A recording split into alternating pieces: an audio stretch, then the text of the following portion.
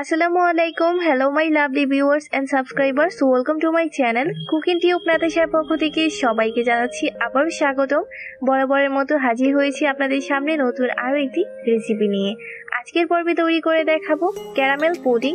এই পুডিংটা আমি একটু ডিফারেন্ট ওয়েতে তৈরি করব, চকলেট ফ্লেভার অ্যাড করে। চলুন তাহলে দেখে নেই ক্যারামেল পুডিং তৈরি করার জন্য কী কী ইনগ্রিডিয়েন্টস লাগছে, এর পুরো প্রস্তুত প্রণালী শুরু থেকে শেষ পর্যন্ত স্টেপ বাই স্টেপ। পুডিং তৈরি করার জন্য প্রথমে আমি দুধটাকে রেডি করে নেব। এর জন্য একটি হাঁড়ির মধ্যে আমি নিয়েছি হাফ লিটার পরিমাণের ফ্রেশ লিকুইড দুধ, 500 ml পরিমাণ। এখন মিডিয়াম হাই স্পিডে এই দুধটাকে আমি রান্না করব আর অনবরত এইভাবে স্প্যাচুলার সাহায্যে নাড়ব। তা না হলে দুধের উপরে সর পড়ে যাবে, আর খেয়াল রাখতে হবে যাতে দুধটা নিচে থেকে পুড়ে না যায়। মিডিয়াম হাই স্পিডে 10 মিনিট রান্না করার পর দুধটা একদমই ঘন হয়ে গেছে, অর্ধেক হয়ে গেছে, দেখতেই পাচ্ছেন। আমি চুলাটাকে অফ করে দিয়েছি। এখন স্প্যাচুলার সাহায্যে নেড়ে দুধটাকে ঠান্ডা করে নিব, তা না হলে কিন্তু দুধের উপরে আবারও সর পড়ে যাবে। ঠান্ডা হওয়ার জন্য একটা সাইডে রেখে দিব। এভাবে ঠান্ডা হওয়ার পর অন্যদিকে বাকি সব ইনগ্রিডিয়েন্টসগুলোকে রেডি করে নেব। পুডিং তৈরি করার জন্য এখানে নিয়েছি আমি একটি রাউন্ড শেপের বাটি। হাতের মধ্যে সামান্য একটু ঘি নিয়ে বাটির চারপাশে এভাবে লাগিয়ে নেব। এভাবে লাগিয়ে নিলে কি হয়, পুডিংটা তৈরি করার পর যখন আমরা পুডিংটাকে রিমোল্ড করব তখন এই পুডিংটা খুবই সহজে রিমোল্ড হয়ে যাবে। আপনাদের পছন্দের বাটি নিতে পারেন পুডিং তৈরি করার জন্য। নিয়েছি 1/4 কাপ পরিমাণ চিনি আর 1/3 কাপ পরিমাণ চিনি। পুডিং তৈরি করার জন্য নিয়েছি নর্মাল টেম্পারেচারে থাকা ডিম 2টি মাঝারি সাইজে। একটি ননস্টিক প্যানের মধ্যে নিয়ে নিচ্ছি 1/4 কাপ পরিমাণ চিনি। এই চিনিটা দিয়ে আমরা ক্যারামেল তৈরি করব। চুলার আঁচটাকে মিডিয়াম হাই স্পিডে রেখে ক্যারামেলটাকে তৈরি করে নিব। এভাবে চামচের সাহায্যে নেড়ে দিচ্ছি, চার সাইডে ছড়িয়ে দিচ্ছি যাতে এটা খুবই তাড়াতাড়ি মেল্ট হয়ে যায়। একটু খেয়াল করুন, চিনিটা কিন্তু এর মধ্যে গলতে শুরু করেছে আর ক্যারামেলের রূপ ধারণ করছে। যখন দেখবো যে চিনিটা একদমই গলে গেছে, চিনির কোনো দানা নেই আর খুবই সুন্দর লালচে গোল্ডেন একটা কালার চলে এসছে, তখনই সরাসরি চুলাটাকে অফ করে দিয়ে ক্যারামেলটাকে যে পুডিং বাটির মধ্যে আমরা পুডিংটা তৈরি করব সেটার মধ্যে ট্রান্সফার করে নিতে হবে এইভাবে। তারপর এই পুডিংয়ের বাটিটাকে একটা সাইডে রেখে দিব ক্যারামেলটা সেট হতে। এদিকে বাকি সব ইনগ্রিডিয়েন্টসগুলোকে আমরা রেডি করে নিব। ডিমের মধ্যে আমি দিয়ে দিয়েছি 1/3 কাপ পরিমাণ চিনি। এখন একটি হুইস্কের সাহায্যে ডিমের সাথে চিনিটাকে খুবই ভালোভাবে মিশিয়ে নিতে হবে যাতে চিনির কোনো দানা না থাকে, চিনিটা খুবই ভালোভাবে গলে যায়।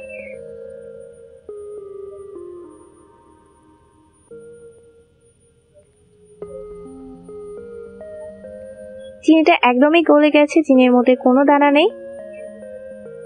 এখন এই ডিম আর চিনির মিশ্রণটাকে সরাসরি দুধের মধ্যে দিয়ে দিব আর হুইস্কের সাহায্যে আবারও একত্রে খুবই ভালোভাবে মিশিয়ে নিব। সুন্দর একটি ফ্লেভারের জন্য এর মধ্যে আমি অ্যাড করব 1 টিস্পুন পরিমাণ এলাচের গুঁড়া।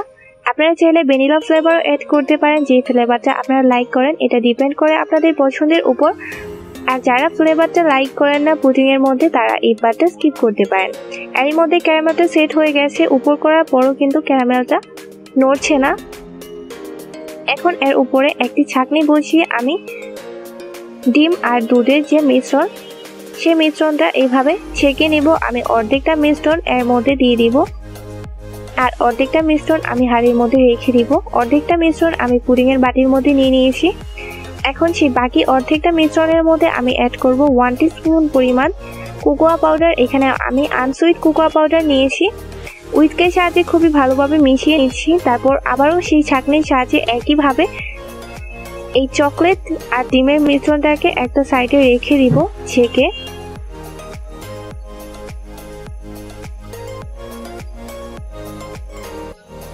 পুডিং তৈরি করার জন্য একটি বড় হাঁড়ির মধ্যে প্রথমে আমি একটি স্ট্যান্ড বসিয়ে দিচ্ছি। এর উপরে পুডিং এর বাটিটাকে দিয়ে পুডিং এর বাটির অর্ধেক পরিমাণ পানি দিতে হবে।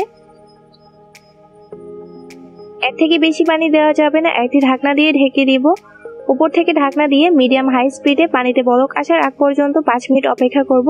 পানির মধ্যে বলক এসে গেছে। আমি চুলার আঁচটাকে মিডিয়াম লো করে দিয়ে আরো 15 মিনিট এই পুডিংটাকে রান্না করব। ফিরে এলাম 20 মিনিট পর।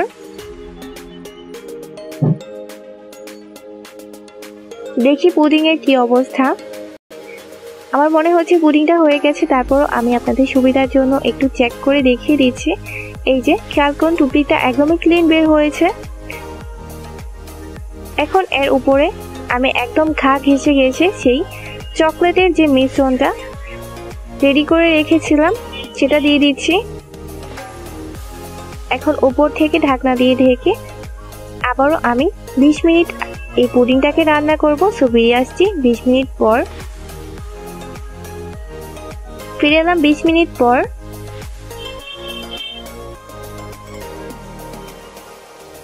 ঢাকনাটাকে খুলে নিচ্ছি, আর খুবই সাবধানে খুলতে হবে, তা না হলে হাতের মধ্যে কিন্তু সেই গরম যে তাপটা সেটা লাগতে পারে।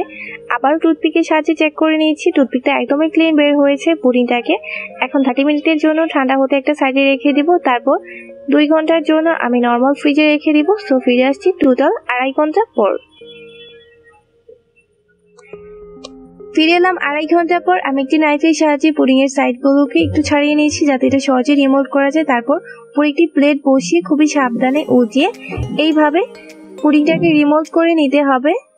সো তৈরি হয়ে গেল মজাদার ক্যারামেল পুডিং। আমি উপরে 3-4টা চেরি দিয়ে পুডিংটাকে ডেকোরেশন করে নিয়েছি। আপনাদের পছন্দের ফ্রুটস কিংবা ড্রাই ফ্রুটস দিয়ে এই পুডিংটাকে ডেকোরেশন করে নিতে পারেন। দেখলেনই তো কত সহজে তৈরি করা যায় ক্যারামেল পুডিং। আমি আপনাদের একদম কাছে থেকে দেখিয়ে দিচ্ছি এই পুডিং এর লোকটা কতটা ইয়াম্মি লাগছে। এটা খেতেও কিন্তু অনেক টেস্টি, আর ছোট থেকে শুরু করে বড়রা সবাই পুডিং অনেক লাইক করে, আর বাচ্চাদের জন্য এটা একদম পারফেক্ট হেলদি একটা ডিশ।